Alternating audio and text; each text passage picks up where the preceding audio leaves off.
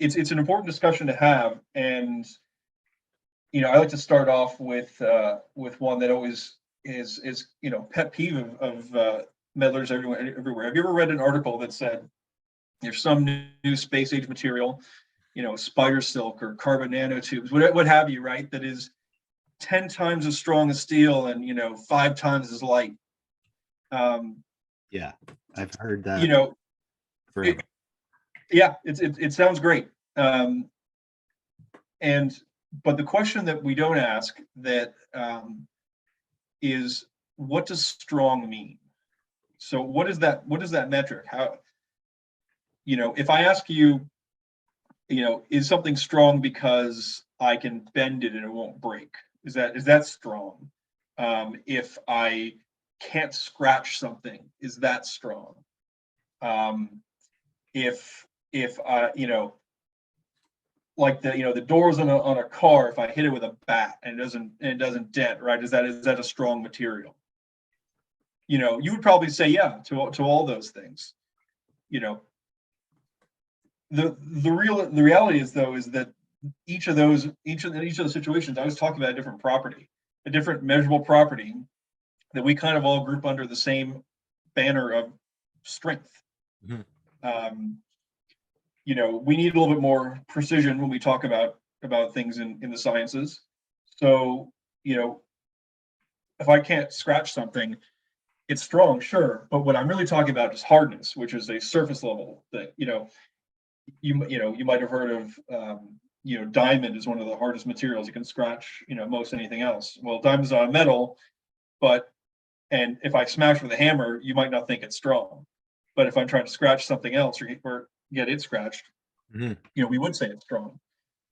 Those car doors that won't dent, the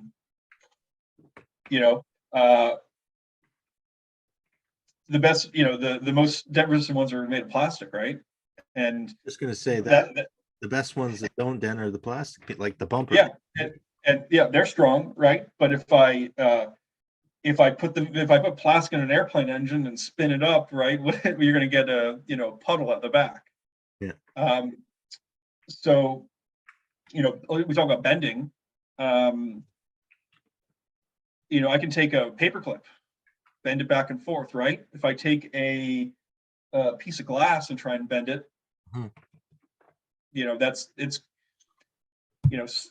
is kind of the fundamentals of material science, right? So plastics are very tough, which is that's that property we're talking about. There's toughness. I can hit it a bunch of times and it's not going to break, and until it does. Ceramics, great intention. Theoretically, you could support a car on 4 coffee cups, one on each wheel, because ceramics are great in compression. Right. But if I drop a ceramic mug, what happens, right? It shatters. Yeah. So aluminum baseball bats, right? But yeah. take your keys to one, right? You're gonna scratch it all up. Yeah. Yeah. So it's when we talk about strength, we want something very strong.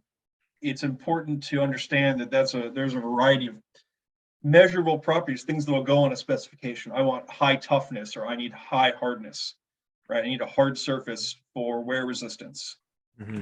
like in a ball bearing, or I need a tough material because it's going to get banged around, like a car door, mm-hmm. or I need something that has a high tensile strength because I'm going to be pulling on it, like a wire, right? Those are all different properties, and you would use different materials in each of those cases because you're moving towards trying to optimize a specific property.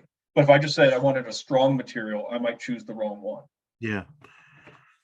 Okay, so it goes back again to you need to know the end result of what this part is doing, right? Before you can make these claims.